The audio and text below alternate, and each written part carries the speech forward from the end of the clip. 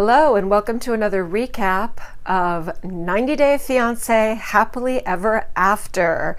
Season 5. We are on episode 13. This episode is entitled Hot Tempers and Cold Feet.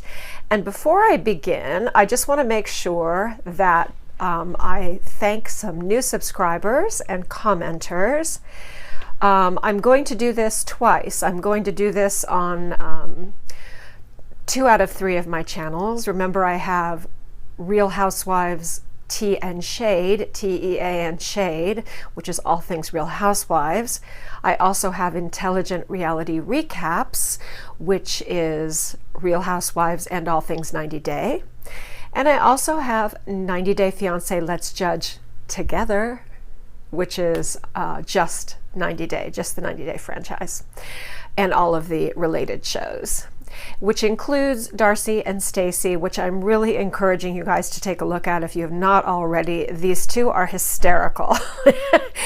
For better or for worse, sometimes mostly and maybe not in a good way, but they are so funny. And the family dynamics, they're actually, it's really quite interesting.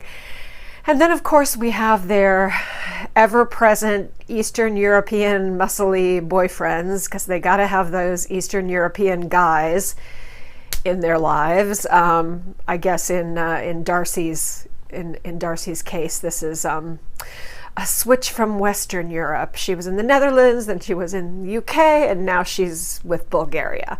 But everyone on the show is quite a character. So I highly recommend that you take a look at that.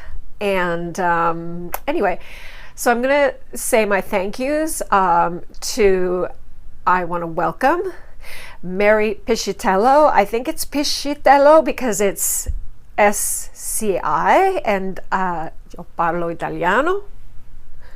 I don't speak it perfectly, but I speak it passably. Inetta Wright, Jess B, Sandra Babb, Terrence George, Nadine Thornhill, and of course to my original tribe members, you know I love you. I'm so happy that you're here. Welcome everyone. Thank you so much for your comments, your impressions, your advice. You're very funny. This is a very clever little tribe that we're putting together here. I absolutely am having a blast. So please keep it up. Please comment.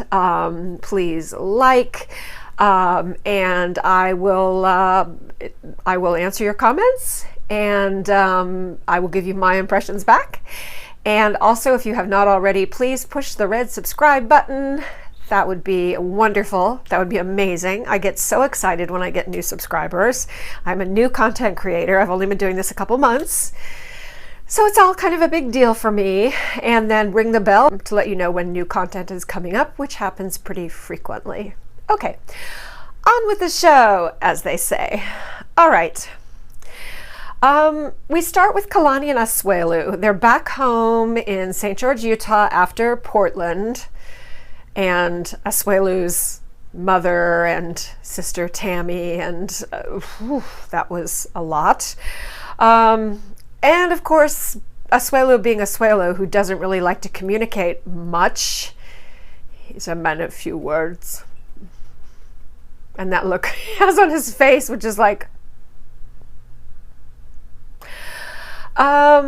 they haven't talked about anything. Kalani said she just feels cold.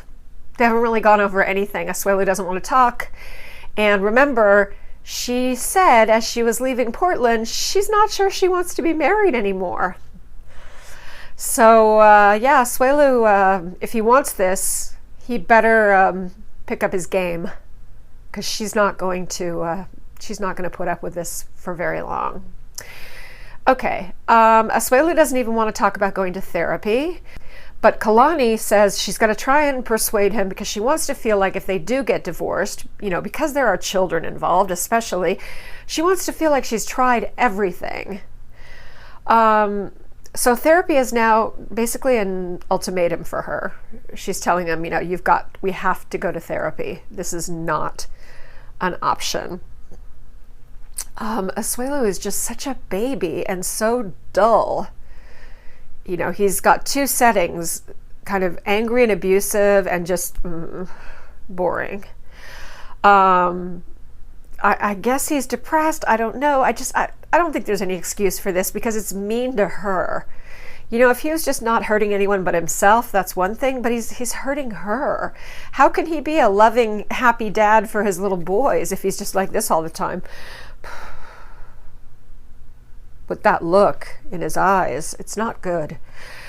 Okay, I mean, the thing is, in a way, at this point, we have no reason, we, as the viewers, have no reason to want them to stay together other than the boys, which is a big reason. Obviously, those are two huge reasons, but you know, on the other hand, if they stay in this marriage, the boys are going to see a really rotten marriage, and that does its own kind of damage. So, you know, the old what do you do in that situation when it comes to divorce and children. Whew. All right. Kalani tells Asuelu, I see like divorce as something that's possible. It's something that could happen. And Asuelu says that he's afraid that if they go to a white therapist, in other words, not a Samoan therapist, that the therapist won't understand him. He won't understand Samoan ways, and he also won't understand when, if Asuelu really wants to express himself, he expresses himself best in the Samoan language. Yeah, I don't know. I'm going to call BS on that because Asuelu seems to express himself just fine. Just fine in English. Especially four-letter words.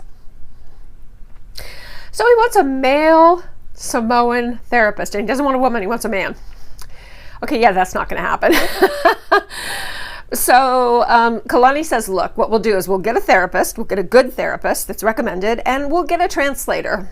We'll get someone to translate, so if there are things that you want to express in Samoan, someone will be there, which is fair. And again, we know with all the Mormons in St. George, we know that there's a Samoan community there, so they can definitely find a translator.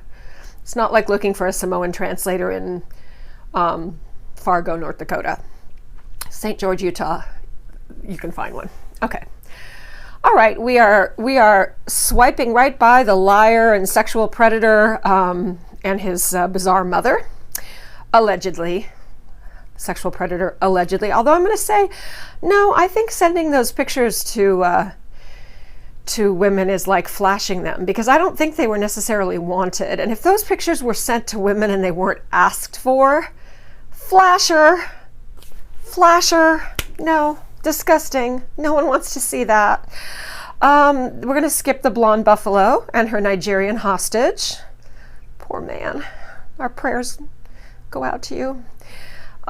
We skip the would-be blow-up doll. I want to look like a blow-up doll. And her fake boyfriend.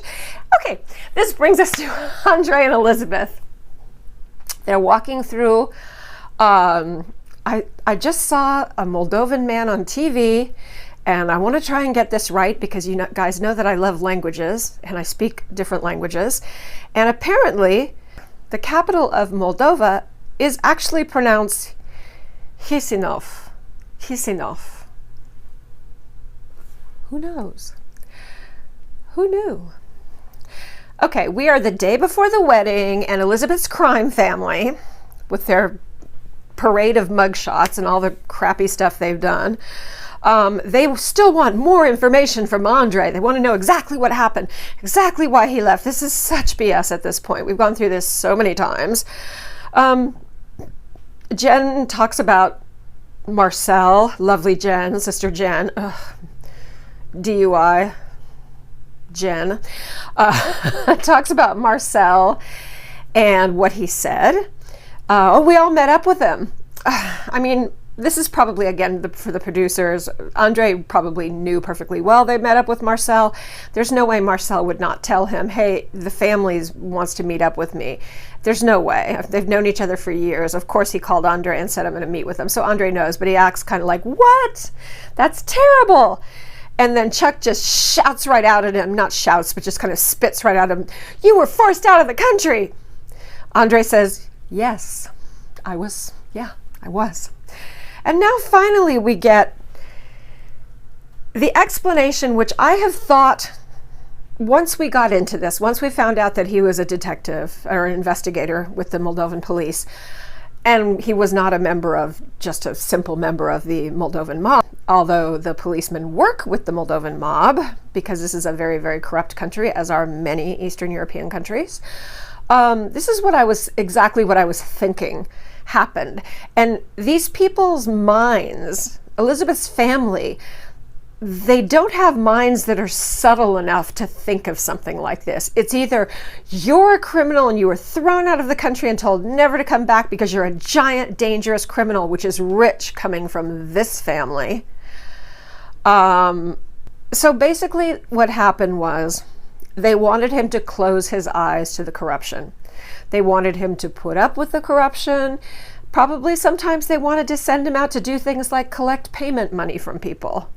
Like, you know, protection money. The police say they're going to protect a business, so they're going to protect people, but if you want us to protect you and not turn the other way while people rob you blind, you have to pay us, that kind of thing. So they wanted to bring him into that network, which is the normal network of police in a country like that. Same in a lot of parts of the world.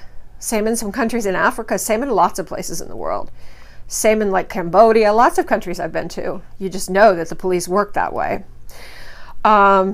And I'm sure there's always some good, brave cops, but not a lot. Okay, so basically they asked him to be a bad cop. And I think he was probably willing to go along, like maybe not report everything. But I would imagine that when they started asking him to actually actively participate, he was like, I really don't want to do this. So they did what they always do in this case. You can't have someone working there who won't play along with the game. So they try to set him up. Okay, I totally believe this. This sounds very likely, I would say. And then they said, well, what would have happened if you stayed? And Andrei says, well, I could have gotten rich. In other words, they could have sucked me little by little into this, because that's how it works. You do it once, then you do it twice, then you start liking the money, then you get used to the money, then you just become part of the cycle of corruption, which he didn't really like the idea of doing, obviously, which is to his credit. So he said, I could have gotten rich, or I could have gone to jail. In other words, they could have framed him for something and put him in jail. And I would imagine Moldovan jails are not the best. Not the Ritz-Carlton. Or he could have been hurt, or more likely, they could have hurt someone in his family. That's the way it works.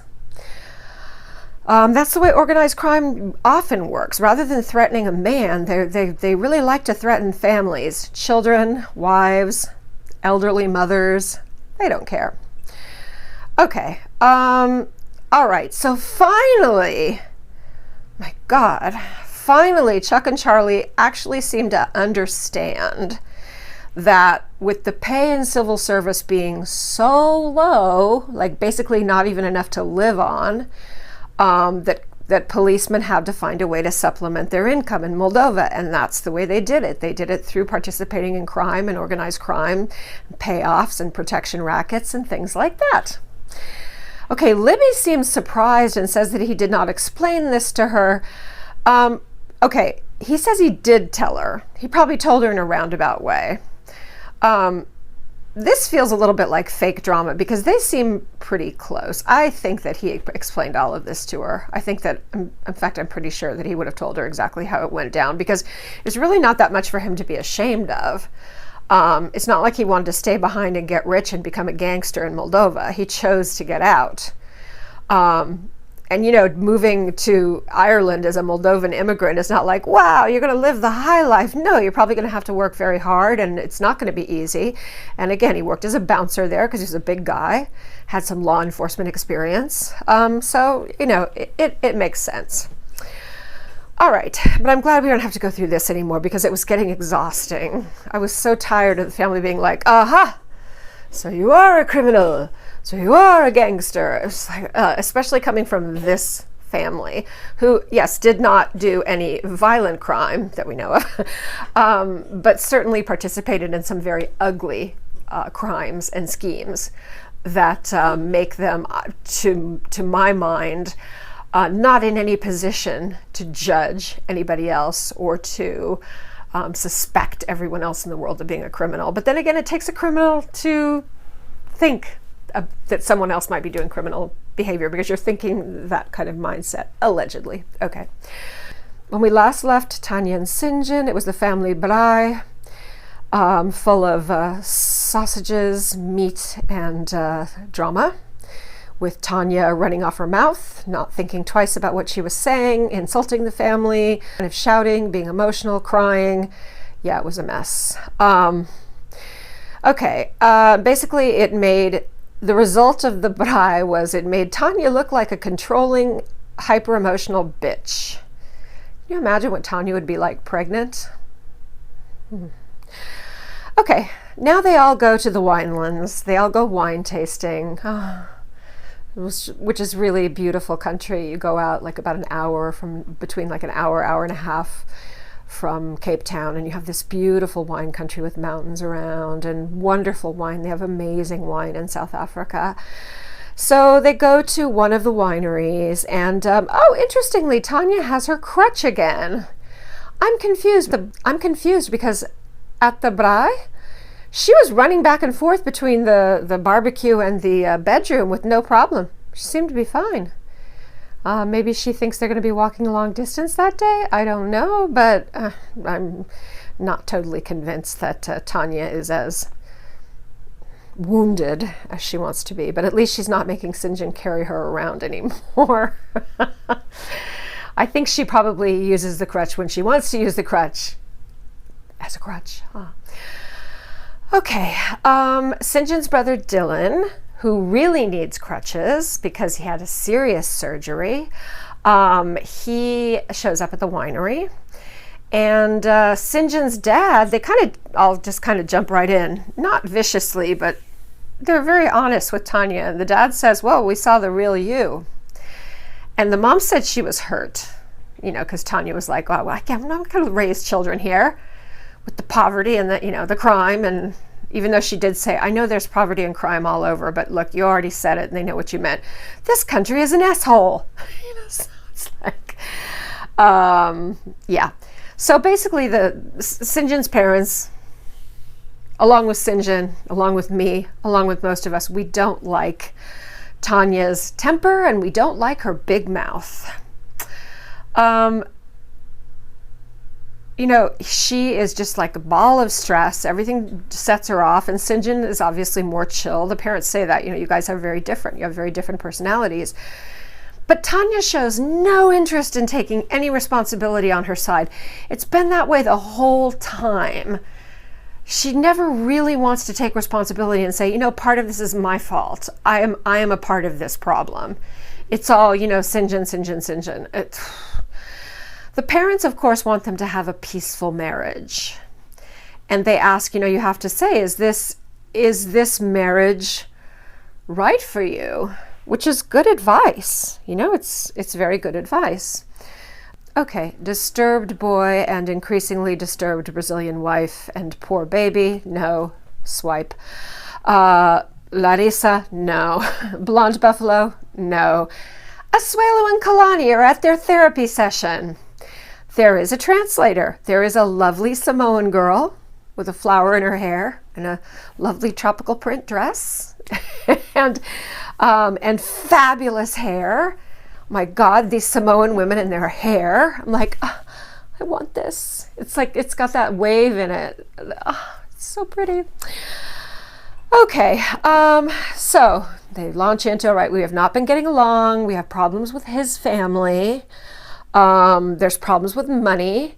Asuelu does not feel, he feels less of a man because he's not in control, because he doesn't make much money, and a lot of the support is coming from Kalani's family.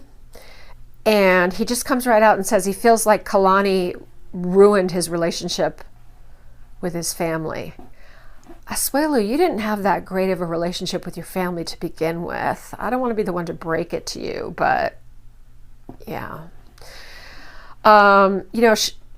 She says that she will try to kind of, make amends, because Asuelu says, I really, really want you to talk to my family and try to heal this. With Asuelu, with your mom? And Tammy? Okay. She says she'll try. Good luck, you poor girl. Okay. All right, now we're back to South Africa. South Africa and Cape Town. And Tanya and Syngin meet Andrei and James, his brrahs. And they're being really cool, actually. Andrei and James are quite cool to Tanya. They're nice guys. They're good guys. Everybody in Syngin world is kind of lovely. You know, everybody in Tanya's world is like her kind of like mother is like, don't take my Jack Daniels, even though I'm making you do all the chores around the house. And her girlfriends who are just kind of like, I don't know. But everybody in Syngin land is kind of lovely. His sister, his brother, his parents, his friends. I really like them. And I really like Syngin. Yeah, he'd be a lot to have, you know, as a husband, if you're someone who wants to go ahead and get ready and start a family and all that. But that's not where he is. So what you do is he needs to find somebody who's where he is. He could find someone his age, you know, who's what is he, 27, who's like, okay, I do want to have children maybe at some point, but a little later, and, you know, let's go cruise around Africa on a sailboat or something like that. That's what he needs. This whole thing, I just feel like he got pushed into it. And it was just like I think it sounded like a crazy adventure to him initially. Yeah, come to America with me. And then in 90 days we can get married and you'll be American and there'll be all these awesome opportunities and life will be super exciting. It'll be great. Connecticut will be great. And then he kind of like, you know, you can't go from Cape Town to... Nothing wrong with Connecticut. I mean, beautiful homes in Connecticut, beautiful little towns in Connecticut. It just depends on what you like. But to me, Cape Town to Connecticut would be a very bad trade for me, but for a lot of people, it'd be heavenly. You know, it'd be whatever. Everyone's different. Okay. All right. So, Andrei and James ask how the family braai went. They admit that it was a mess. And then she starts saying, you know, she starts launching right into emotional. They both start going right into emotional. And, you know, fighting is just around the corner. She says there were so many red flags in the beginning. In other words, when she was there, like living in their house for 2 months before they came back to America. She was like, there were so many red flags in the beginning and I just ignored them. There were so many red flags. And the friends are not impressed and they make a really good point. They're like, Syngin was honest about who he was. He never pretended to be anything that he wasn't. He's a free spirit. He's always been a free spirit, and he didn't pretend to be anything else to you. And the fact that you are sitting here telling us there were all these red flags, the red flags were Syngin showing you who he is as a person. And all you want to do is change him. So they're not so dumb, those friends. They're smart. So, you know, basically she had fake expectations so that, again, he showed you exactly who he was. He opened his heart and said, yep, this is me. And you ignored it. And you're like, no, but I'm going to remake you. No, I'm going to make you over.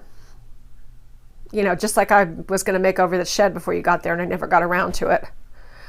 Because she's so good at following through with things like her herbal potions course in Costa Rica. All right. Syngin is just overwhelmed. He's overwhelmed by all the changes that have gone through, and he's overwhelmed by suddenly having this level of commitment, which he never had in his life. Other than, you know, hey, going down the mine is a hard job. You have to make the commitment to survive every day, but this is a different kind of commitment. Okay, so now they're just out and out fighting. She has tears in her eyes, and they're real. She is disappointed. She's frustrated. She's upset, even though she kind of puts herself in this position, or she does put herself in this position. Her tears are usually real tears. In this case, they are real tears, let's say. It's always about what Tanya needs. The friends say, you know, kind of in their confessional, they don't think that they think they might not make it, that they're just worlds apart, which is absolutely true. I like the friends a lot. They're good guys and they don't hate Tanya at all. They're not saying, you know, you guys should break up. Oh, you know, they're not saying to Syngin, oh, she's, you know, forget it. No, I mean, they tell her, be patient with him. You know, so they want this they want them to keep trying. They're not sitting there saying, dump her, dude. Not at all. Okay, now we have kind of a throwaway scene where Elizabeth wants to know the truth about Andrei. You already do. What would have happened if you didn't leave? She asks. He's like, he's getting tired of explaining this, which I can totally understand, but blame the producers. And then, oh my God, I loved it. She goes, if you don't tell me everything, I will not marry you. Actually, I think she says, I will not marry you again. Yeah, you're already married. Okay, fine. Don't wear the embroidered dress with the apron and your dream winter wonderland dress or whatever. You're married. You have a child. Yeah. No, don't try that. Okay. Yeah, I mean, again, we just are going through the same thing that we just explained in front of Chuck and Charlie. So this is strictly why I don't know why the producers feel like they need to just beat this into us, like we're so thick that we can't get this, we can't get the subtlety of how corruption works. Yes, I know we're Americans. Yes, I mean there's plenty of corruption in America. Good God, it's everywhere, especially in politics and everything. But you know, like they have to drum this into our head. So he's like, okay, well, you know, working as an investigator has to result in someone going to jail. If you're on a case, you're not going to get any credit for it, in a sense. You're not going to be perceived to do a good job unless someone goes to jail. Well, that's true in America, too. And you know what? Sometimes the pressure to win cases and find out, you know, solve cases, I should say, when you're a policeman, especially a detective or an investigator, in fact, that's why sometimes the wrong people go to jail, because sometimes there's a real push or a real, you know, gotta put somebody away. A crime has happened and someone has to pay for it. So that's definitely what's going on in Moldova. So sometimes innocent people are put in jail and the rich people get away because the rich people can pay the bribes to get out of it. So then they'll take an innocent person, put him in there and say, oh, he did it. Yeah, so again, he says, you know, if I didn't go along with it, it was at a high level. I could have lost my life. They could have hurt my family. The police are basically, they are mafia. They're not like, they're part of the mafia. They're part of the whole network of organized crime in Moldova. It's not separate, like here's organized crime, here's the police. No. He couldn't handle it. He was like, I hated it. I couldn't handle it. I wasn't making any money. I didn't want to make money the wrong way. So he got out. He left. He kind of let everything settle down. So apparently he didn't like say F you to everyone or say, I'm going to, you know, go. I mean, I don't know who you would tell because everyone's part of this in a country like that, including politicians. It's not like you can go and tell someone in the government or tell a judge or something because they're all being paid off. I shouldn't say all, but yeah, probably most of the people are kind of in this network of kind of criminality and kickbacks and bribes, and there wasn't really any place for him to go. So basically he just left, and after a few years things calmed down. It's perfectly safe for him to be back there. He doesn't have enemies. He didn't threaten anyone. He didn't, you know, threaten to like turn someone in, although again, who would you turn them into? I totally understand. I hope all of you understand. I'm sure you guys do because you're smart. My tribe is smart, but you know that please, then hopefully we can put an end to this, because there's been a lot of clickbait out there on, you know, Andrei's a criminal, Andrei's organized criminal. I mean, just all this garbage of just misinterpreting what has gone on, or before we actually had the full story, just going ahead and jumping out and saying, you know, you know, we finally find out that, yeah, evidence that Andrei had to flee Moldova because of, you know, he was a gangster. You know, just again, clickbait. So that'll hopefully all go away now, I hope, because those things really annoy me. I hate clickbait. Fortunately, it's usually pretty easy to recognize. All right, so he says, I am clean, there is no danger. Of course, they hug and make up. And, you know, so actually this Moldovan thing, his story with the police turned out to be really interesting. Remember going back to the beginning when I was recapping, I was like, oh, I hope that he's being chased by the Moldovan mob. I was kind of joking, like that he's going to have this really dramatic story and it's going to turn into an action movie. But I think that his story about what actually goes on with being a policeman in Moldova, whether you're a street cop or an investigator, a detective, whatever, I think this turned out to be so interesting, and I'm so happy because so much of this story narrative, you know, of Elizabeth's family and the argument between Andrei and Elizabeth's family was really getting old. But this storyline turned out to be very interesting, very realistic, and informative. Now we know how things work in Moldova. If you didn't know before, this is how things work in a lot of countries. Corruption is just life, you know? So yeah, it was an interesting episode. All right, thank you so much for joining me. Thank you. Please be sure to like and comment. You know I'll answer back. I love your comments. And if you have not already done so, please do me the very great honor of clicking the red subscribe button and ring that bell so you get notifications when I put up new content. And take very, very good care of yourself. We are not even close to being out of the woods yet. And be good, but not too good.